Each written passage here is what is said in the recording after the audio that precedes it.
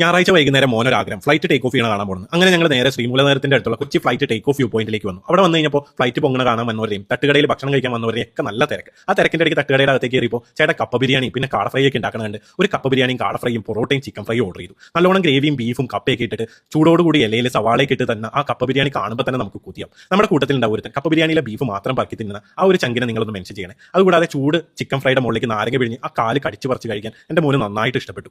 അവിടുത്തെ ആ സന്ധ്യാസമയത്ത് ആ ഒരു കാഴ്ചയൊക്കെ കണ്ട് പൊറോട്ടയും ചിക്കൻ ഫ്രൈയും കാട ഫ്രൈയും കപ്പ ബിരിയാണിയൊക്കെ മിക്സ് ചെയ്ത് കഴിക്കാൻ അടിപൊളി ടേസ്റ്റ് ആയിരുന്നു. പണ്ട് ബീഫ് ഫ്രൈ വാങ്ങിക്കാൻ കാശില്ലാതിരുന്ന സമയത്ത് പൊറോട്ടയും കപ്പ ബിരിയാണിയും കഴിച്ചതിൻ്റെ നൊസ്റ്റാൾജിയ പുതുക്കാൻ വേണ്ടിയിട്ട് ഞാൻ ആ പൊറോട്ടയും കപ്പ ബിരിയാണിയും കൂടി കഴിച്ചു നോക്കി. നല്ല ഗ്രേവിയുള്ള കപ്പ ബിരിയാണിയും പൊറോട്ടയും നല്ല കോമ്പിനേഷൻ ആയിരുന്നു. അതുകൂടാതെ അവരുടെ ആ ചിക്കൻ ഫ്രൈയും പൊറോട്ടയും സവാളയും കൂടി മിക്സ് ചെയ്ത് കഴിച്ചപ്പോൾ എനിക്ക് നന്നായിട്ട് ഇഷ്ടപ്പെട്ടു. അപ്പോഴാണ് നല്ല ചൂടുള്ള കാട ഫ്രൈ വന്നത്. കാട ഫ്രൈയും സവാളയും മിക്സ് ചെയ്ത് കഴിച്ചപ്പോൾ ഫ്ലൈറ്റ് ടേക്ക് ഓഫ് ചെയ്യണ കണ്ടു. അപ്പോൾ മോനും നല്ല സന്തോഷമായി. അപ്പോൾ ഈ ഒരു സ്പോട്ട് വരുന്നത് കൈരളി ഫുഡ് കോർട്ടാണ്. ഗൂഗിൾ മാപ്പിൽ കൈരളി ഫുഡ് കോർട്ട് എന്ന് അടിച്ചിട്ടുണ്ടെങ്കിൽ കറക്റ്റ് ലൊക്കേഷനിൽ എത്തിച്ചേരും. നല്ല തിരക്കാണ്, അടിപൊളി ഫുഡ്.